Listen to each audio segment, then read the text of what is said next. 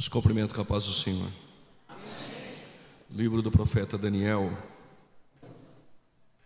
seu capítulo de número 9.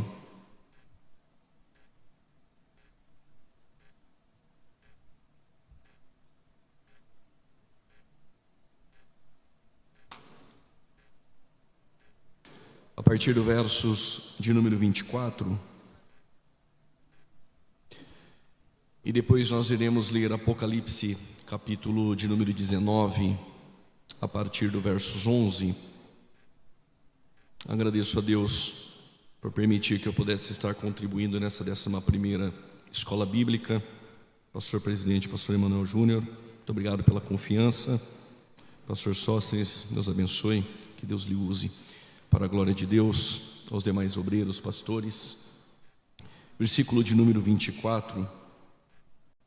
Daniel capítulo 9, diz o texto: 70 semanas estão determinadas sobre o teu povo e sobre a tua santa cidade. 6 objetivos: para extinguir a transgressão, dar fim aos pecados, expiar a iniquidade, trazer a justiça eterna, selar a visão e a profecia e ungir o santo dos santos. Sabe e entende. Aqui começa a contagem da semana, desde a saída da ordem para restaurar e para edificar Jerusalém até o Messias, o príncipe. 7 semanas e 62 semanas, as ruas e as tranqueiras se reedificarão, mas em tempos angustiosos. E depois das 62 semanas será tirado o Messias e não será mais. E o povo do príncipe que há de vir destruirá a cidade e o santuário, e o seu fim será como inundação, e até o fim haverá guerra, e estão determinadas assolações. E ele firmará o concerto com muitos por 1 semana, e na metade da semana fará cessar o sacrifício e as ofertas de manjares, e sobre as asas das abominações virá o assolador, e isso até a consumação, e o que está determinado será derramado sobre o assolador. Apocalipse capítulo 19, rapidamente, por gentileza, para ganharmos tempo. A partir do versos 11.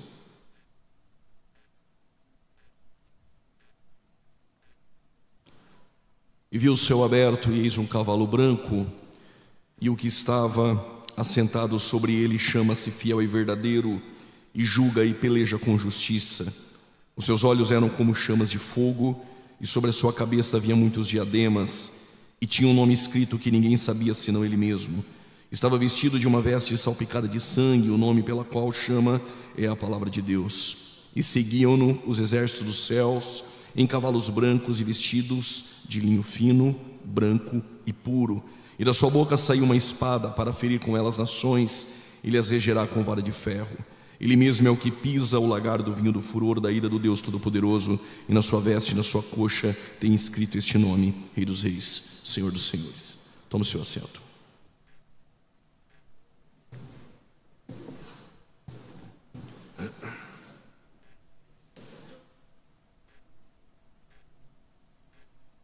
O livro do profeta Daniel, do capítulo 1 ao capítulo de número 6, ele é um livro histórico. Nós temos alguns realces ou vislumbres com apontamentos escatológicos, mas do capítulo 1 ao 6 necessariamente ele é um livro histórico. Daniel, do capítulo 7 ao capítulo de número 12, ele é um livro profético. E dentro deste bojo do capítulo 7 ao 12 também nós temos alguns vislumbres que são apontamentos históricos.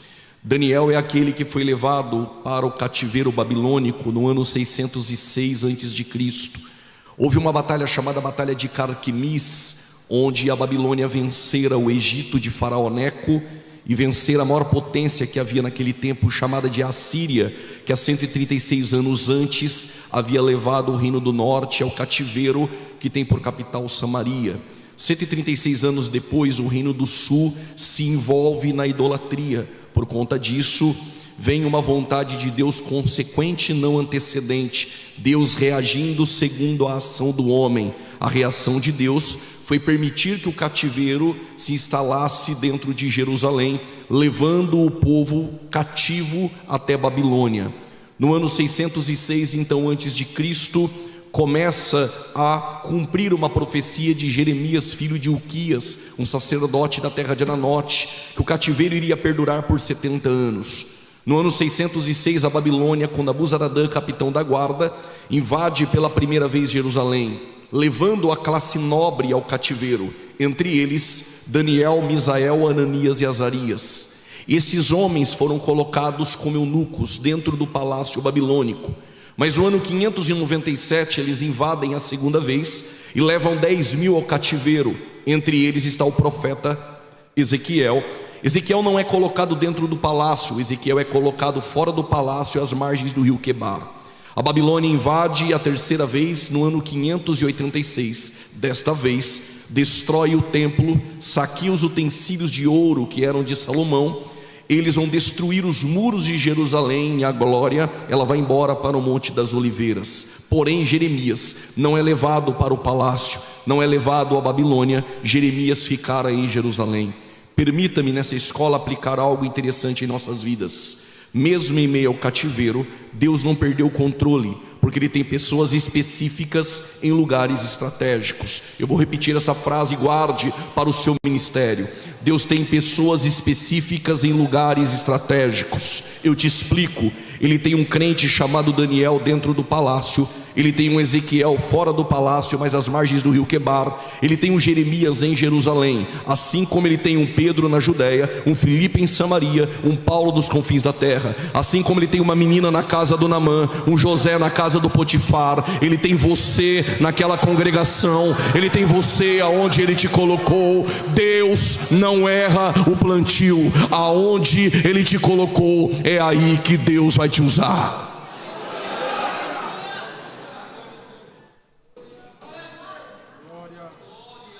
Se o pastor te direcionou para algum trabalho ou atividade no ministério, Deus não erra o plantio. Aonde Ele te colocou, é aí que Deus vai te usar. O que eu vou dizer agora não é revelação, coisas óbvias. Com certeza tem algum obreiro em nosso meio pensando: isso é quando Deus coloca, e quando não é Deus e é o homem. Quem entregou José para os ismaelitas não foi Deus, foi o homem. Quem vendeu José para o Egito não foi Deus, foram os homens. Quem levou José para o Egito não foi Deus, foram os homens. Mas José, quando governa, em Gênesis 50:20, ele olha para trás e diz: Deus tornou o mal em bem.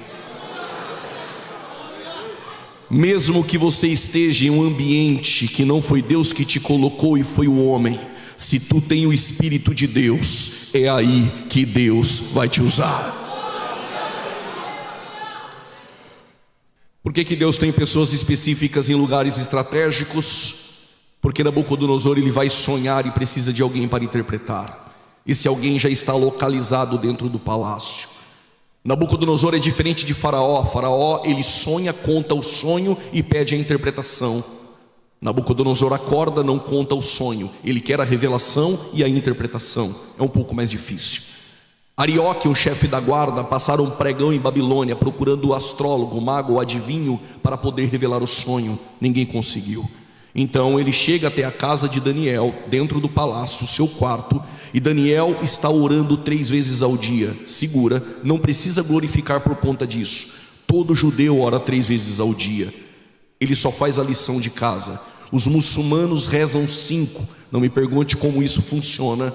Nós, eu e você, Paulo disse, é sem cessar. Porque ele ora com as janelas abertas rumo a Jerusalém, porque todo judeu acreditava que Deus só habitava dentro do templo. Como o templo foi destruído, ele procura encontrar Deus em Jerusalém, janelas abertas, orando 3 vezes ao dia. Arioque consulta Daniel e dissera: Nabucodonosor tem um sonho, e ele pediu para astrólogos, magos e adivinhos revelar e interpretar, e quem não conseguir, todos serão mortos. Daniel diz: então permita-me, eu vou orar. Quando ele ora, Deus dá a revelação. Ele comparece diante do rei e dissera: tu sonhaste com uma estátua, a cabeça dela é de ouro, o peito e os braços de prata, o quadril e o ventre de bronze, as pernas de ferro e barro. O ouro, que é a cabeça, é o teu reinado babilônico.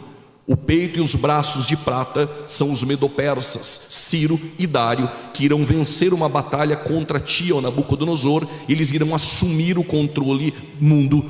Depois nós temos o bronze, e este bronze é de Alexandre o Grande, filho de Filipe o Macedônio. Depois da Grécia, da morte de Alexandre o Grande, ele morreu e não deixaram um sucessor. Então o reino grego foi dividido em 4: Seleuco, Cassandro, Lisímaco e Ptolomeu. Depois nós vamos ter o último reinado, que é o ferro e barro. Este reinado é o romano. Nós estamos falando de 4 reinos, nós não estamos falando de nada profético. Em Daniel capítulo de número 2, a Babilônia passou, os medo-persas passaram, a Grécia ainda sobrevive, e aquela Roma não existe mais, porque no ano 457 da era cristã, aquela Roma caiu. O que é profético em Daniel 2? De repente Daniel olha e ele enxerga uma pedra. Esta pedra, ela vem sem auxílio de mãos, e este é um reino que vem. A pergunta essa noite é: quem é a pedra? Por causa daquele aleluia lá no fundo eu vou explicar. Em Cesareia de Filipe, Jesus fez uma pergunta, algo que ele não costumava fazer: e vocês? O que vocês dizem que eu sou? Antes disso, a interrogativa era: o que as pessoas dizem que eu sou? Eu não sei quem do colégio apostólico, mas alguém disse: estão dizendo que o Senhor é Elias, talvez porque viram curar com poder. Outros estão dizendo que o Senhor é João Batista, talvez porque viram pregar um sermão mais duro. Outros estão dizendo que o Senhor é Jeremias, talvez porque viram ele chorar. Jesus então lança a segunda pergunta que permeia em Cesareia de Filipe: e vós, o que vocês dizem que eu sou? Pedro levanta a mão e dissera: tu és o Cristo, o Filho de Deus. O levantar as mãos é grifo meu por conta própria, até porque eu gosto de ver crentes com as mãos levantadas. Mas levantar a mão não é coisa de culto pentecostal, coisa nenhuma. Gênesis 14 versos 22, Abraão levantou as mãos ao possuidor dos céus e da terra. Êxodo capítulo 17 versos de número 12, quando Moisés levantava as mãos, os hebreus venciam. Quando lemos Crônicas capítulo 6 versos 12, Salomão também levantou as mãos. Quando olhamos para Neemias capítulo 6 versículo de número 8, Neemias também levantou as suas mãos aos céus. Quando olhamos para Esdras capítulo 9 versículo de número 5, no sacrifício da tarde, Esdras também levantou as suas mãos. Quando olhamos para o Salmo 63 versículo de número 1 ao 4, o salmista levanta as mãos para bendizer ao Senhor. Salmo 141 do versículo de número 2 ao 4, o salmista no sacrifício da tarde, ele levanta as mãos como oferta ao Senhor. E aí você deve estar dizendo: tá, eu não vou levantar a minha mão num culto como esse, até porque levantar as mãos é coisa de homem. Eu te explico. Deuteronômio capítulo de número 34, versículo de número 39, eu firo e eu curo. Versículo de número 40, eu, o Senhor, levantar-me-ei as minhas mãos.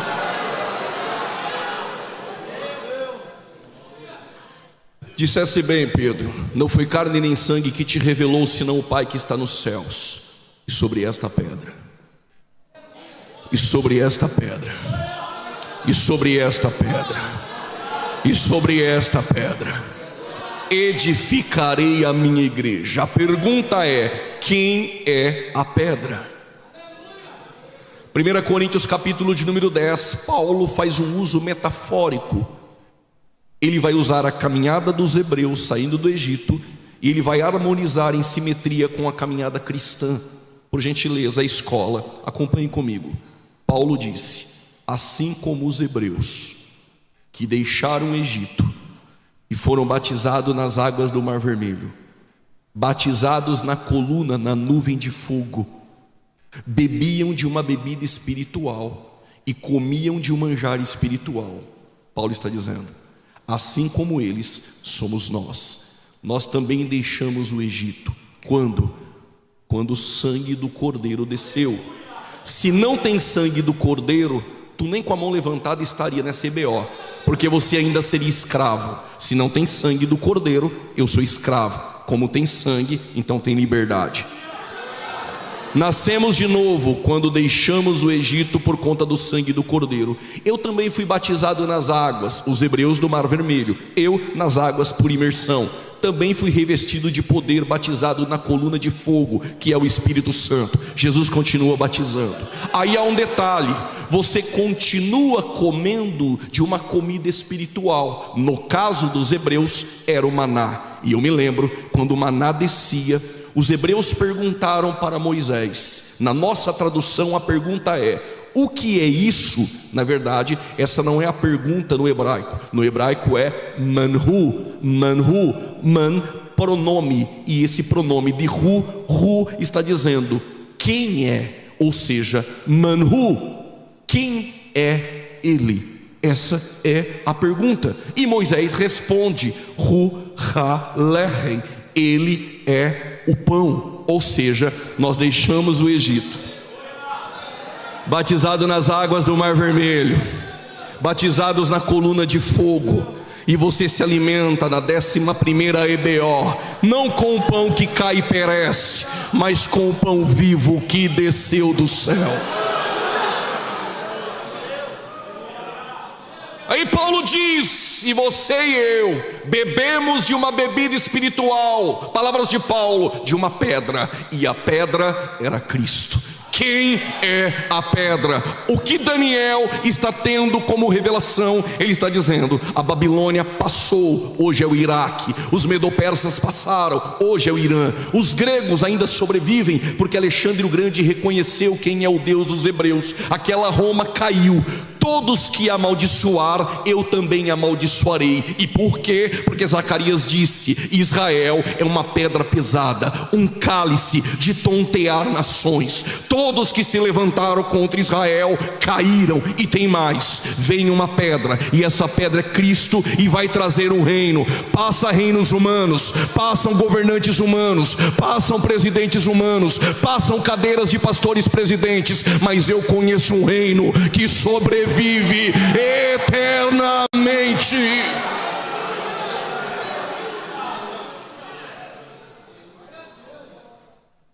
Vou abrir um parênteses: a escola, que pode pôr na minha conta. Essas cadeiras que homens brigam por elas, disputam por elas, elas passam, mas o reino eterno subsiste para todo sempre. Reino dos homens passam, reino de Deus é eterno. Estou ouvindo línguas estranhas.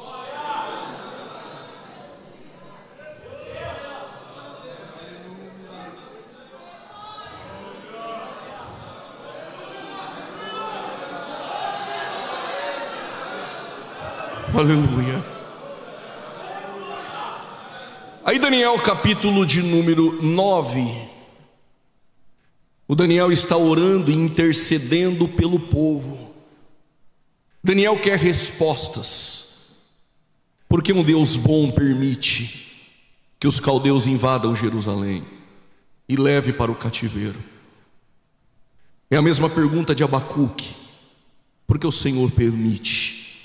É a mesma pergunta sua e minha: se Deus é bom, porque Ele permite algumas coisas acontecerem. Esse é o problema do mal. Eu não tenho tempo para resolver isso. Mas Daniel está orando e de repente apareceu Gabriel e disse: 70 semanas estão determinadas sobre o teu povo. Qual povo? Povo de Daniel, judeu, sobre a santa cidade. Qual é a santa cidade? Jerusalém. Jerusalém é a antiga Salém, onde Melquisedeque, ele era sacerdote de Salém. Depois vai ser chamada de Jebus. E depois Davi conquista e tem o nome de Jerusalém. Aquele espaço é conquistado. Há uma aliança incondicional e eterna com Abraão: te darei a terra. Antes disso, sai da terra, da parentela, da casa dos pais, e vai para a terra que eu vou lhe mostrar. Observe, algumas perdas são significativas. Vou repetir isso, é paradoxal. As nossas perdas, muitas são significativas. Se o filho pródigo não perde tudo, ele não saberia que até os diaristas na casa do pai, para eles não falta pão. Se Quis não perde a jumenta, Saul não procura. Se Saul não procura, ele não volta como rei. Algumas perdas são significativas. Abraão, quando perde a sua esposa por nome Sara, ele tinha servos, camelos, animais, riquezas. Abraão só não tinha uma coisa: terra. A terra ele não tinha, e é exatamente o que Deus prometeu. Quando Sara morre, ele sepulta sua morta, como diz o texto. Ele tinha tudo para voltar para trás e dizer: não quero mais. No meio do luto, ele se levanta. Os filhos de Et disseram: se você quiser, nós iremos lhe dar um pedaço da terra que hoje se chama Hebrom, comandada pelos árabes. Abraão disse: não quero de graça, quero comprar. Porque Abraão quer comprar, porque aquela terra era uma terra politeísta, terra de deuses. E Abraão sabia, abram parênteses, o seu imóvel é um papel, é uma escritura que fica em um cartório. Naquele tempo, segundo a arqueologia, período médio bronze I, a compra se dava por intermédio de um sepulcro. O sepulcro era a escritura. Se você sepultasse alguém em uma região, aquela terra seria sua. A tensão teológica que existe: Deus tomou Canaã. Deus não trabalha no movimento sem terra. Deus não toma nada, a terra é dele. Mas Abraão comprou aquela terra. Por isso aquela terra é dos hebreus. Te explico: no meio do luto, ele comprou a terra. Guarde essa frase: o sepulcro de Sara era a garantia da terra prometida. Ele sepultou Sara exatamente em Canaã. Mas tem um detalhe: Canaã é uma terra maldita. E por quê? Cã viu a nudez do seu pai. Noé não amaldiçoou Cã, amaldiçoou Canaã. Canaã logo também faz parte daquela região. Canaã é uma região maldita, dali não brota nada. Tudo que você plantar, nada você colhe. Mas o rei de Salém, por nome Melquisedeque, ele veio abençoar Abraão. O que ele não sabia é que a bênção já estava em Abraão. Os que te abençoar, eu também abençoarei. Quando ele abençoou Abraão, permita-me, a bênção no ocidente é mão na cabeça. No oriente, naquele tempo, era debaixo dos testículos. Por isso Jacó andou manco. Não foi na coxa, foi em um outro lugar. Sendo assim, quando Melquisedeque foi abençoar Abraão, os que te abençoar, eu também abençoarei. Logo, quando ele abençoou Abraão, a máxima da bênção de Abraão vem sobre a terra de Melquisedeque, que é Salém.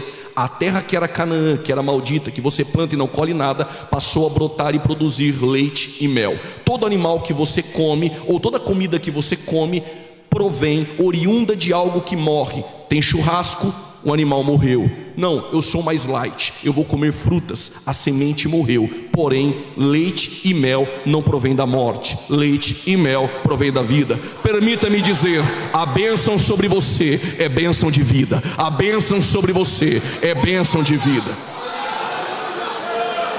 Mas é sobre isso que eu quero falar. O sepulcro de Sara é a garantia da terra.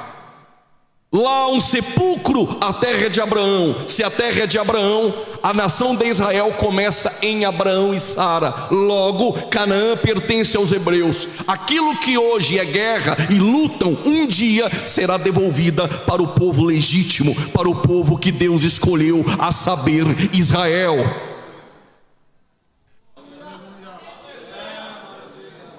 O sepulcro de Sara é a garantia da terra prometida. Eu fui em Hebrom, e lá o sepulcro de Abraham e mais 6 pessoas. Há um comércio ali, os árabes tomam conta. O que eu aprendi? Que o sepulcro de Sara é a garantia da terra. Se Abraão não perde Sara, ele não conquista. Deus está falando com alguém. Essa perda não é para voltar para trás. É nessa perda que tu se levanta para conquistar algo que você não conquistou. O sepulcro de Sara é a garantia da terra. Ok, mas eu também fui em Jerusalém e entrei dentro de um sepulcro. Lá também houve uma perda e um luto que só durou 3 dias. O sepulcro de Sara é a garantia de Canaã. Mas quando eu entrei dentro do sepulcro, não tem uma placa escrito aqui, foi sepultado Abraão. A placa é, ele não está mais aqui. Se o sepulcro de Sara é a garantia de Canaã, o sepulcro vazio nos traz garantia de uma nova terra, de um novo céus, de uma nova terra, de um novo céus, de uma nova terra, de um novo céu.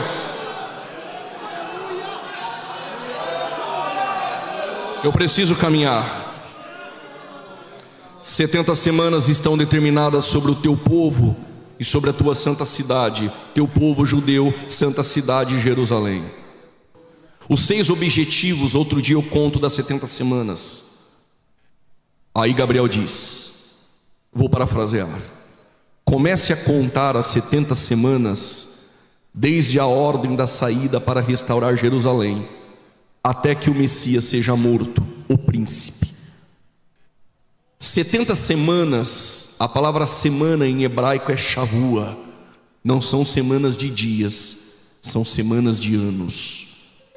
Qual é a conta?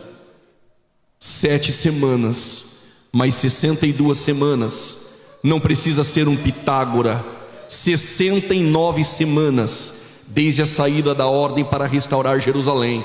Qual é a conta? Se você tem caneta e papel, faça. Se queira fazer em casa, tem o vídeo, depois você assiste. 69 semanas vezes 7 anos totalizam 483 anos. Quando eu começo a contar desde a saída da ordem para restaurar Jerusalém, mas eu não tenho número, mas eu sei quando foi a saída da ordem. Quando foi? Neemias capítulo 2 versos 1. No 20º ano do reinado de Artaxerxes, ele permitiu que Neemias voltasse para restaurar os muros de Jerusalém. Quando ele começou a reinar, no Google você dá um cânone de Ptolomeu, aparece as datas que os reis persas governaram. Artaxerxes começou a reinar no ano 465, Neemias 2:1. No 20º ano do seu reinado, 465 menos 20, 445, menos 483 anos de 69 semanas, ano 38. A conta é errada. Jesus não morreu no ano 33? Calme, não se precipite. O calendário judeu não é um calendário solar, é um calendário lunar. Sendo assim, não há o ano bissexto. Então, 69 semanas vezes 7, nós temos a totalidade de 173.880 dias, ano 32 da era cristã. A profecia é tão exata que os teólogos liberais disseram que o livro de Daniel deva ser escrito depois do cumprimento. Tão exata que é, mas te digo, não foi escrita depois, realmente foi bem antes. É porque o Deus que muda tempo e as horas, o Deus das revelações, o que Ele promete, Ele cumpre com exatidão. Desde a ordem da saída para restaurar Jerusalém até que o Messias seja morto, 69 semanas se cumpriram. Mas o texto diz que o povo do príncipe que há de vir destruirá a cidade, e este vai assinar um tratado de paz com Israel por 1 semana. Se cumpriu 69, falta a última semana, que nós chamamos de 70ª semana de Daniel. Alguns jovens, por conta de vídeos que assistem no YouTube, começaram a nos indagar: como pode se passar 2000 anos entre a semana 69 e a 70ª? Pode isso, Arnaldo? Sim, claro que pode. É só ler a Bíblia. Joel capítulo 2 versos 28. Se cumpriu em Atos 2 somente a primeira parte. Nos últimos dias derramarei o meu espírito sobre toda a carne. Isso se cumpriu. O que falta ainda se cumprir? Prodígios, a lua em sangue, fumaça, fogo. Zacarias capítulo 9 versos 9, Jesus entraria montado em um jumentinho. Se cumpriu? Se cumpriu. Jesus entrou montado em um jumentinho em Mateus capítulo de número 21, mas o versículo de número 10 de Zacarias capítulo 9 ainda não se cumpriu, é futuro. Vou dar só mais um exemplo porque eu não tenho mais tempo. Isaías 61, versículo 1 e 2 se cumpriu em Lucas 4. O Espírito do Senhor está sobre mim e me ungiu. Você conhece o texto, mas o versículo de número 3 a seguir é futuro. Dentro dos elementos da profecia hebraica, nós temos textos que se cumpriram em Cristo, e o versículo posterior vai se cumprir no futuro, assim como as 70 semanas de Daniel se cumpriram 69, falta a última semana. Por que ainda não se cumpriu? Porque Israel, em Romanos 11, na oliveira, ele era o ramo original. Por conta da incredulidade, Israel foi cortado, rejeitado por um momento, por um período, e agora nós fomos enxertados na oliveira. Israel, por conta da incredulidade, rejeitou o rei, e quando rejeita o rei dissera a eles: a casa de vós ficará deserta, mas chegará o dia em que vocês irão clamar: Hosana, bendito o que vem no nome do Senhor. Não esqueça, por favor, dessa frase: a casa de vós ficará deserta, mas chegará o dia em que vocês irão clamar: Hosana, bendito que vem no nome do Senhor. E por que vai ficar deserta? Porque eu, como uma galinha, quis juntar os meus pintinhos, vocês não quiseram. Por conta disso, vocês rejeitaram o rei, logo os ramos, os galhos originais foram cortados. E o que ele fez? Pegou os gentios, a igreja, e enxertou. Não se glorie por conta disso. Paulo, ele enfatiza, e vale a pena salientar o que Paulo, ele nos ensina. Nós vamos nos gloriar por ter sido enxertados? Claro que não. Se Deus não poupou os ramos originais, a saber, Israel, quanto mais nós, que somos oliveira brava. Deus está tratando agora com a igreja. E quando você vê Israel sofrendo ataques e guerras, se faz uma pergunta: se é o povo de Deus, por que tem guerras? Simples. Jesus explicou em Lucas 21, 24: até que o tempo dos gentios se completem. Por quê? Quando eles rejeitam o rei, a partir de agora eles irão sofrer. Eu quis os ajuntar, vocês não quiseram. Logo, a partir de então, vocês irão sofrer guerras, mas não permitirei vocês serem destruídos da face da terra, porque eu vos escolhi em uma eleição instrumental. Deus tem um plano com este povo, e Paulo diz: acalma, chegará o dia em que virá o libertador de Sião. Ouve um glória. Vai chegar o dia em que vós, ó Israel, encontrará o libertador de Sião, e todo Israel será salvo. O que acontece entre a semana 69 até chegar a última semana, que é futura, de 7 anos? E alguém me perguntou: por que tem que ser 7 anos? Porque a Bíblia ensina que serão 7 anos. Qual é o texto? Eu te explico. As duas testemunhas em Apocalipse 11 irão profetizar por 3 anos e meio. Quando nós olhamos para a mulher vestida de sol que pisa sobre a lua, que recebe asas e foge para o deserto por um período de 1260 dias, 3 anos e meio. 3 anos e meio com mais 3 anos e meio totalizam 7. Daniel capítulo 12, versículo de número 7, ele fala de um período de angústia de 3 anos e meio. E Daniel explica: um tempo, 1 ano, 2 tempos, 2 anos, totalizam 3 anos. E metade de um tempo, 3 anos e meio. Falta o último 7 anos da 70ª semana de Daniel. E quando os discípulos em Mateus 24 olharam para o templo e perplexos disseram para Jesus: olha Jesus, que coisa linda, não vai ficar pedra sobre pedra. Então eles lançaram 2 perguntas, que aparentemente são 3.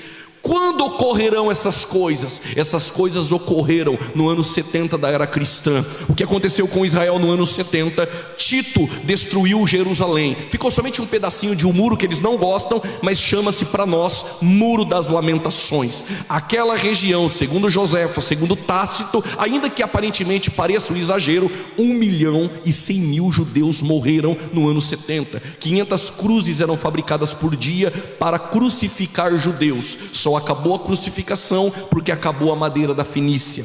Os judeus foram espalhados pela face da terra. Poucos ficaram em Jerusalém, aquilo que nós conhecemos como diáspora. Aquela região passou agora a ser comandada por outros povos, bizantinos, mamelucos, cruzados e por fim os otomanos. Mas foi no ano 135 da era cristã que houve uma revolta de um homem chamado Bar Kokhba.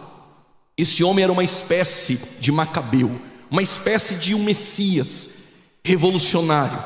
Ele lutou contra os romanos para tomar aquela terra de volta ao seu povo.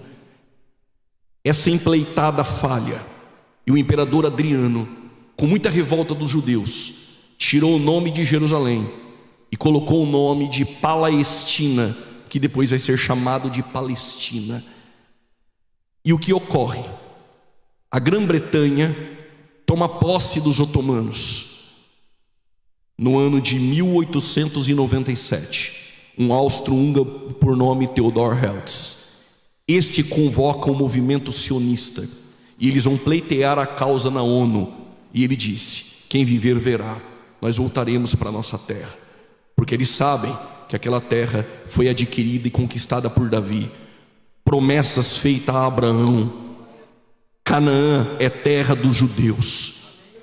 50 anos se passaram. Theodor Herzl não pôde ver com seus olhos. No ano de 1948 houve uma resolução na ONU. A votação ocorreu. Eu não sei se eu vou desanimar alguns. Eu ouço de vez em quando alguém dizer: foi um brasileiro, voto de Minerva, Oswaldo Euclides de Souza Aranha. Se tu estudar um pouquinho a história, não é porque ele era bonzinho com Israel, não. Ele se sentiu completamente pressionado para votar a favor. Sendo assim, Israel no ano de 1948 volta para sua terra, um pedacinho dela, volta a ser nação. O que eu tenho a ver com isso? Calma, Isaías 66 versos 8 se cumpre. O que está escrito lá? Poderia nascer uma nação em um só dia, poderia nascer uma nação de uma só vez. Sião está de parto e já deu luz aos seus filhos. A partir de então, Israel sofre guerras constantes. Em 2007, aquela região de Gaza, na Guerra dos 6 Dias que ocorreu contra Israel, Gaza foi dominada pelos judeus na guerra. Eles tomaram até posse do Monte Sinai. Em tratados de paz geopolítico, Israel começou a devolver as terras que eles conquistaram. E devolveram para o Egito Gaza. O Egito não quis Gaza, ficou a comando dos palestinos. Mas naquela região, em 2007, o grupo terrorista Hamas deu um golpe de Estado. E a partir de então, eles atacam Israel todos os dias. É que a mídia não mostra. Todo dia tem ataque, mas Israel sempre está impedindo os mísseis de cair. Mas dessa vez foi longe demais. Alguns estão dizendo: então está se cumprindo Gog e Magog? Calma. Gog e Magog se cumpre no início da tribulação. E o que vai acontecer antes da tribulação? Esse crente que está do teu lado, atrás de você e na frente, no toque da trombeta, todos nós, os mortos ressuscitarão primeiro, e depois nós, os que ficarmos vivos, seremos arrebatados e encontraremos com eles nas nuvens, para o encontro com o Senhor nos ares, e estaremos para sempre com o Senhor. Maranata, ora vem!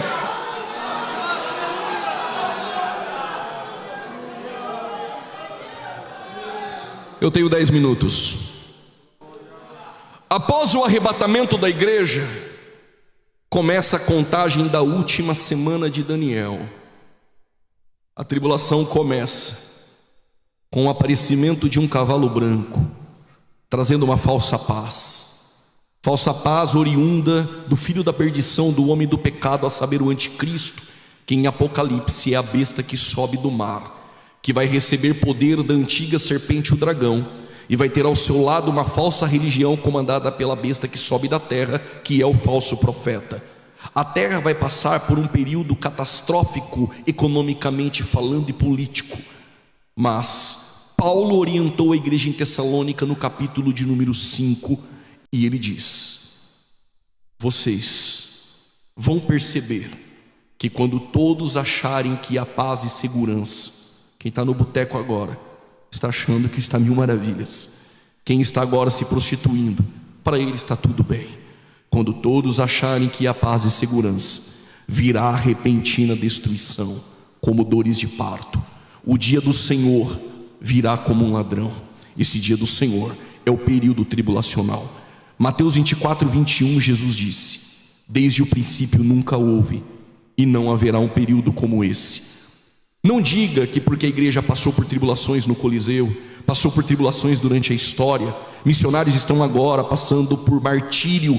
Não compare essas tribulações. Jesus disse que este período desde o princípio nunca houve e não haverá outro igual. Paulo vai chamar esse dia em Tessalonicenses 1:10 de ira. Paulo vai dizer aos Tessalonicenses capítulo 5 versos 9 que a igreja não foi destinada para a ira. Sofonias capítulo 1 versículo de número 14, esse dia é chamado de dia do Senhor. Joel capítulo 2 versos 1 também chama de dia do Senhor. Jeremias capítulo 30 verso 7 o chama de angústia de Jacó. Daniel capítulo 12 versos 1 é o período de angústia sobre a terra. Este período envolve não a igreja, mas a nação de Israel. Paulo diz: esse dia do Senhor virá em repentina destruição. Sobre quem? Paulo explica: sobre aqueles que andam em trevas. Mas vós, irmãos, que estão na 11ª edição da escola bíblica, que andam na luz, não serão pegos de surpresa, porque a igreja não foi destinada para a ira. O anticristo surge no cenário mundial como um político, será amado por todos, com uma boa oratória, vai solucionar o problema econômico, político, e todos irão se curvar. Israel vai acreditar que é o Messias, porque o único que vai trazer aparentemente uma paz para Israel é o anticristo. Israel vai olhar e dizer: ele é o Messias. O templo vai ser reconstruído, ele vai estar naquele ambiente, sendo chamado de o Messias. A sede do governo do anticristo são os 10 dedos da estátua de Daniel capítulo de número 2. Quando a pedra vem, Roma, que é ferro e barro, as pernas têm 10 dedos. 10 dedos são países do antigo Império Romano que vai reviver. Provavelmente uma União Europeia, como a ONU, por exemplo. Ele surge deste meio e ele vai comandar todas as nações. Ele vai comandar todo o poder econômico centralizado na sede do governo do anticristo, com uma única moeda. Provavelmente não vai ter libra, provavelmente não vai ter dólar, provavelmente não vai ter real, provavelmente uma única moeda centralizada nele, a marca da besta, que a expressão é caragma, uma marca real na mão direita e na testa. Por que tem que ser uma marca visível? Porque quem não tiver a marca será decapitado e degolado. O anticristo, Satanás, não é onisciente. Como ele vai saber que alguém tem a marca ou não? Tem que ser visível. Sem a marca não abastece o carro, sem a marca não compra remédio, sem a marca não vai no mercado e não faz compra. Agora, enquanto Satanás não é onisciente, precisa de um selo visível, o nosso Deus conhece os que são seus. E por quê? Já vi alguém com o selo lá com a mão levantada? Porque você tem o selo do Espírito, ele conhece os que são seus.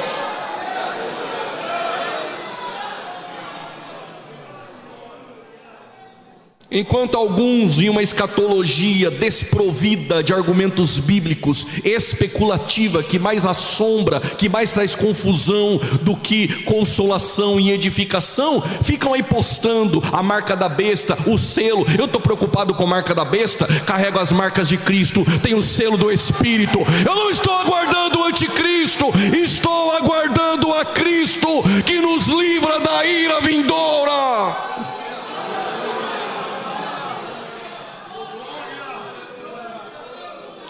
Eu vou correr mais um pouco para concluir. Na metade dos 7 anos da tribulação, outro dia eu conto sobre 144.000, 2 testemunhas, besta que sobe da terra, besta que sobe do mar, antiga serpente e o dragão. Na metade da semana dos 7 anos, 3 anos e meio, vão construir a imagem do anticristo. Apocalipse 13. Tudo nos leva a entender que é o falso profeta que vai comandar uma adoração em idolatria à imagem. Israel vai se lembrar que os cativeiros que passaram na história foi por conta da idolatria.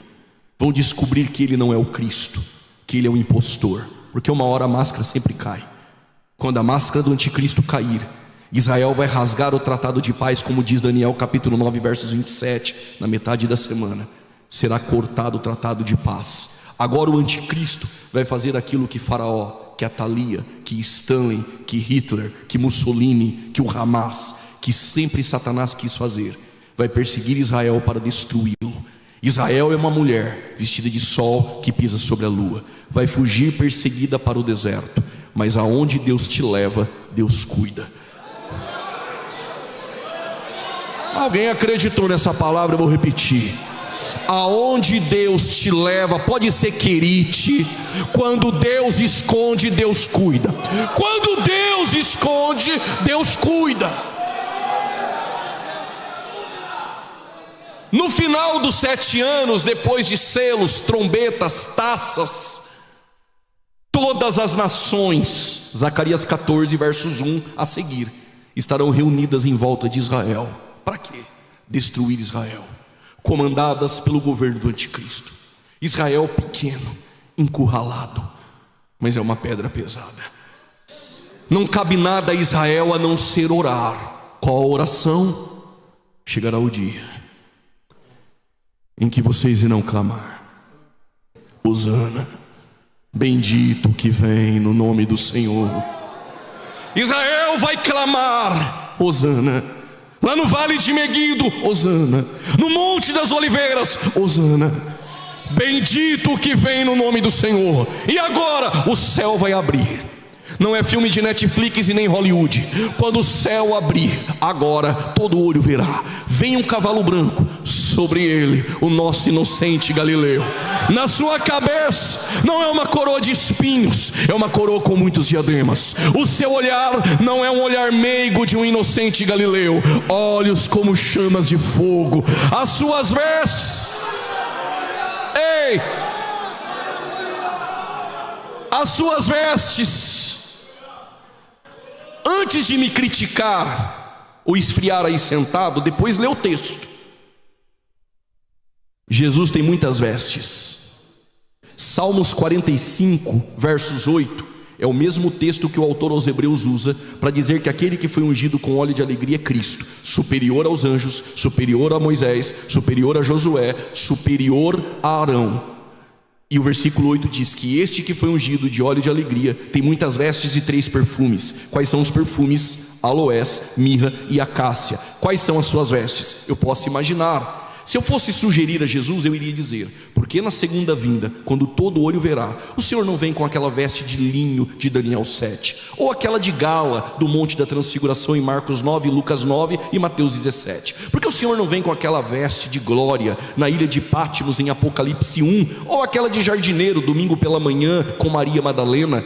Ele está dizendo para nós: não, eu vou vir na segunda vinda como uma pedra, com a veste salpicada de sangue. Para quê, Senhor? Só para todos lembrarem que eu sou aquele que foi morto e estou vivo, e estou vivo, e estou vivo, e estou vivo para sempre.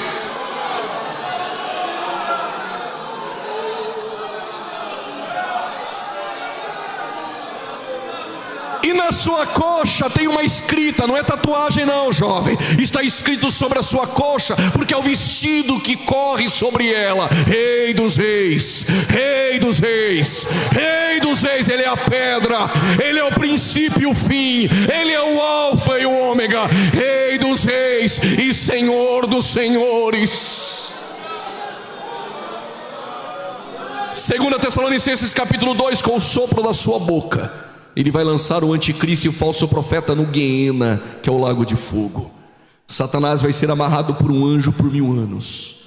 E ele vai pisar o pé no Monte das Oliveiras depois de destruir as nações. Leia Zacarias 12, 13 e 14 em casa. Zacarias 13, nos últimos versículos, eles olharão para Jesus, para aquele que transpassaram. E eles vão fazer uma pergunta: o que são essas marcas em suas mãos e em seus pés?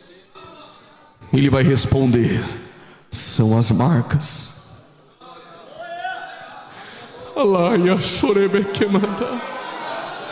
São as marcas que meus irmãos fizeram dentro da minha própria casa. Israel vai chorar amargamente, como quem chora pelo primogênito, pelo unigênito do Pai. Irão se arrepender. Zacarias 12:10. Descerá um batismo de súplicas e lágrimas. E aqui eu vou encerrando. O mesmo Espírito Santo que pairou sobre a face das águas, o mesmo Espírito Santo que foi retirado de Moisés e colocado sobre 70, o mesmo Espírito Santo sobre reis, sobre profetas, o mesmo Espírito Santo que colocou a semente no último do Santo dos Santos, que é o ventre de Maria, o mesmo Espírito Santo que encheu João Batista no ventre de Isabel, o mesmo Espírito Santo que em forma de uma pomba desceu no batismo de Cristo no Jordão, o mesmo Espírito Santo que em Pentecoste revestiu 120 de poder, o mesmo Espírito Santo que trouxe Daniel Berg e Gunnar Wingren em um navio Clemente a Belém do Pará, o mesmo Espírito Santo que há 112 anos permeia na Assembleia de Deus, é o mesmo Espírito Santo que vai descer sobre Israel, e todo Israel será salvo.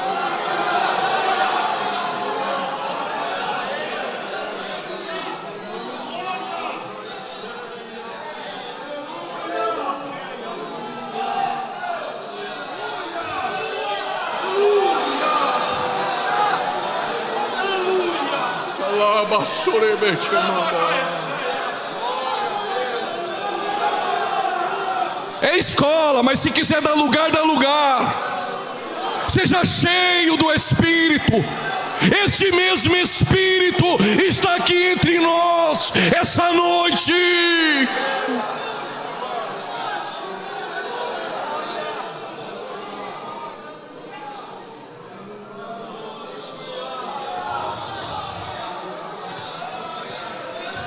Aquela terra será entregue no milênio, após a batalha do Armagedon e a segunda vinda de Cristo. Mateus 25:31, quando ele vier em sua glória, ele vai separar bodes e ovelhas. Os bodes são os ímpios que se marcaram com a marca da besta, serão destruídos. E para as ovelhas, ele vai dizer: vinde, benditos do meu Pai, para o reino que vos tenho preparado.